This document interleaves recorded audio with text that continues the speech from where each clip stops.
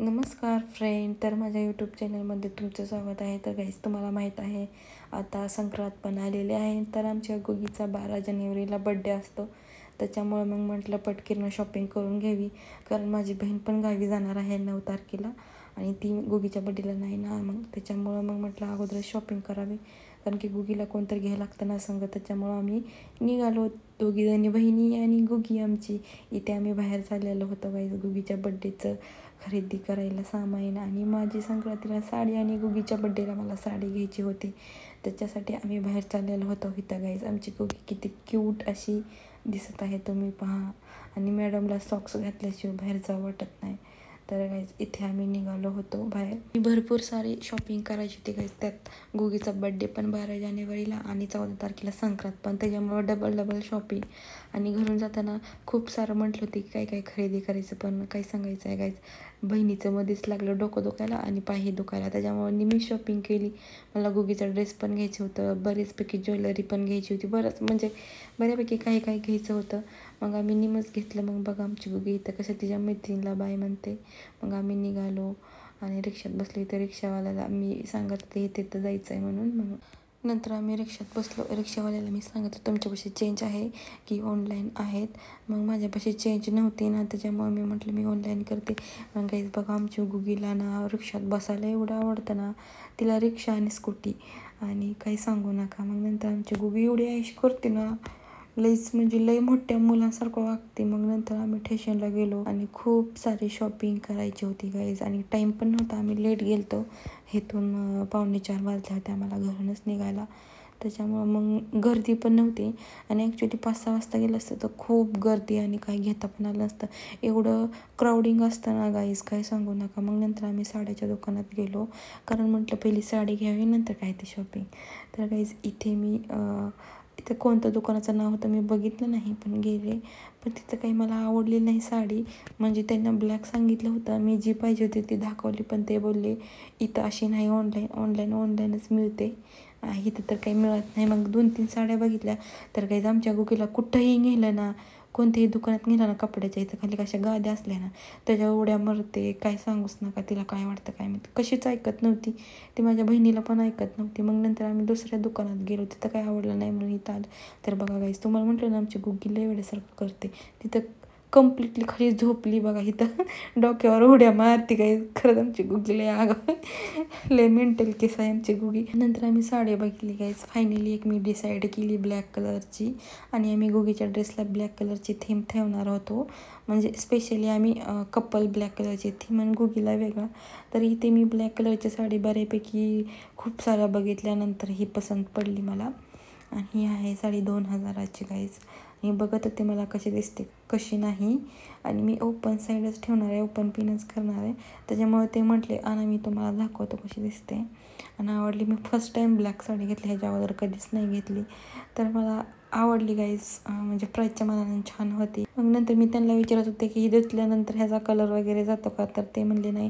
आणि गाईज मी तुम्हाला सांगायचं विसरलं, मी रेडी टू वेअर साडी करणार होती. तर कारण मी आता जाड आहे, तर मी आता तशी साडी बनवली तर नंतर मी माझं वजन कमी केलं, मग नंतर त्या साडीचा काही उपयोगच होणार नाही.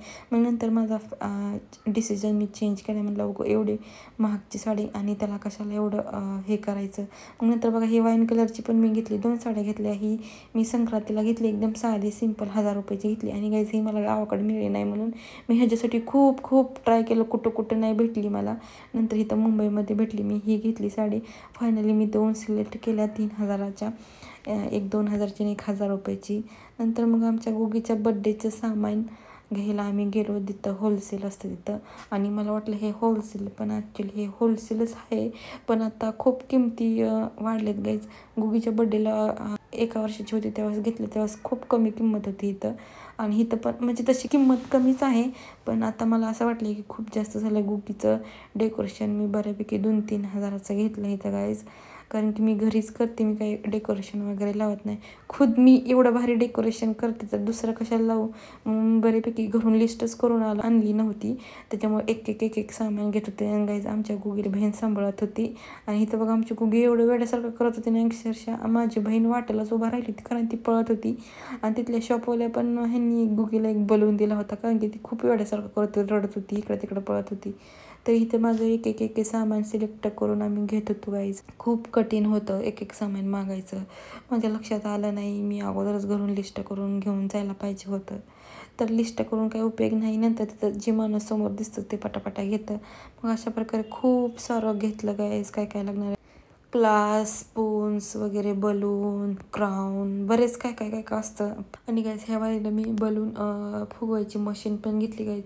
प्रत्येक वर्षी खूप आपदा होती, मी एकटीच करत असते, त्याच्यामुळे म्हटलं ह्या वारीनं मी मशीनच घेणार, एकदम सोपं काम करून जावं म्हटलं. म्हणून 800 रुपयाची मशीन पण घेतली ह्या वारीनं मी. मग अशा प्रकारे मी एवढं सामान खरेदी केलं गाई. त्यात आमच्या गुगीला खूप भूक लागली होती, ती काय घेऊन दिला गेली, ती सारखी खाय करायची. आणि मग काय स्पेशली नंतर आमची बहीण तिला होतीच ना, तर ती काय करूच देत नव्हती एवढं वेड्यासारखं ना. म्हणून मी तुम्हाला सारखं सांगत असते, आमच्या गोगीला हँडल करायचं खूप मुश्किल काम आहे. तिला खूप भूक लागली होती तिनं, आणि ती मला खायला दे म्हणत होती. मग आम्ही काय बिल केलं पटकेनं आणि निघालो, आणि गुगीला काय तर खायला दिलं. आणि नंतर मी तिला डेअरी मिल्क दिला. तिनं शांत झाली थोडीशी, कारण की तिला पण भूक लागली. तिला तर काय समजणार एवढं छोटं बाळ ना. मग नंतर तिला खायला दिलं ना, आम्ही गेलो. आणि मग नंतर थोडीसे फ्रुट्स घेतले, स्ट्रॉबेरी वगैरे, आणि गुगीला द्राक्ष घेतले. तोपर्यंत माझी बहीण ज्यूस वगैरे पित होती. आणि नंतर मग मी साडी घेतली म्हटल्यावर मग त्याच्यावर मॅचिंग ज्वेलरी पण पाहिजे ना. मग काय मी ज्वेलरी घ्यायला गेले गाईस. आणि एवढं महाग ज्वेलरी ना, काय सांगू शकत नाही गाईस. पहिल्यासारखं काही राहिलं नाही आता. 250, 150, 200च्या पुढनं सगळ्या. आणि अशा प्रकारे मी माझी साडी होती ना, त्याची मॅचिंग ब्लॅक बँगल्स, पुन्हा नंतर इयरिंग्स वगैरे, मंगळसूत्र, पुन्हा बरंच काय घेतलं मी, तुम्हाला घरी आलं दाखवते. आणि खूप महागा होतं गाईज, पण काय करायचं, घ्यावं लागतं. तर इथे गाईज मी चूज करत होते की मला कोणती इयरिंग घ्यायचे. मी येलो इयरिंग घेत होते, पण मला फायनली जशी पाहिजे तशी मिळतच नव्हती. तर फायनली मला जे पाहिजे ते भेटली. मग नंतर मी ते घेतलं, आणि मग नंतर मंगळसूत्र पण घेतलं गाईज. आणि ब्लॅक कलरच्या बँगल्स पण घेतल्या. मला गोल्डन आणि ब्लॅक घ्यायच्या होत्या, पण गोल्डनवाल्या मिळाल्याच नाही. मग नंतर मी ब्लॅक कलरच्या वेल्वेटच्या बँगल्स घेतल्या. आणि गाईज नंतर मग मला एक छोटेसे असे कडे आवडले, म्हणजे मध्यमभागी बांगड्याच्या घालायला, मी ते घेतले माझ्या मंगळसूत्राला मॅचिंग. आणि मग नंतर आम्ही घरी आलो गाईज. आणि माझ्या बहिणीचं डोकं दुखत होतं, तर तिनं तिच्या डोक्याला बांधून बसले होते बरं का. तर त्यात आमची गुगीनं आमच्या बहिणीनं बांधलं, म्हणून तिला पण डोक्याला बांधायचं होतं. तुम्ही बघा तिनं कशी करत होते, कारण की बहिणीचं डोकं दुखत होतं म्हणून तिने रुमाल बांधायचा डोक्याला. तर मग लगे आमच्या मॅडमचं पण डोकं दुखायला लागलं. तुम्ही पाहा आता इथे कशी करत होती. आणि दोघीची खूप मस्ती चालू होती. आणि मग माझी बहीण म्हणायची, वा ओ माय गॉड, माझं खूप डोकं दुखायला लागलेलं आहे. मग तिथं पण आमची गुगी ॲक्टिंग करून दाखवायची, स्वतः पण करायची. तुम्ही पहा. तर आमची गुगी लई मस्तीखोर झाली, नुसती कॉपी कॅट आहे, दुसऱ्याची कॉपी करते सारखी, आणि शिकायला बघते काय नवं. तर अशा प्रकारे आमच्या गुगीच्या बर्थडेची तयारी चालू झालेली आहे गाईज. रोज थोडं शॉपिंग करायची, कारण मी नंतर एकटीच आहे, त्याच्यामुळे मला जमणार नाही शॉपिंग वगैरे करायला, म्हणून थोडी शॉपिंग करून घेत आहे, बहीण आहे तोपर्यंत. आणि गुगीच्या बर्थडेचं सेलिब्रेशन तर तुम्ही ब्लॉग. मग नंतर खूप सारी शॉपिंग राहिलेली आहे गाईज.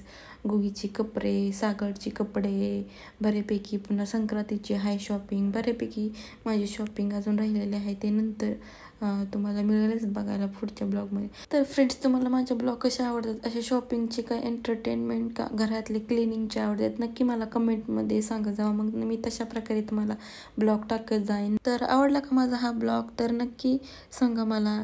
तर भेटू आणखी एका नवीन व्हिडिओमध्ये. तर लाईक करा, शेअर करा आणि सबस्क्राईब करा. तर thank you for watching. Bye everyone.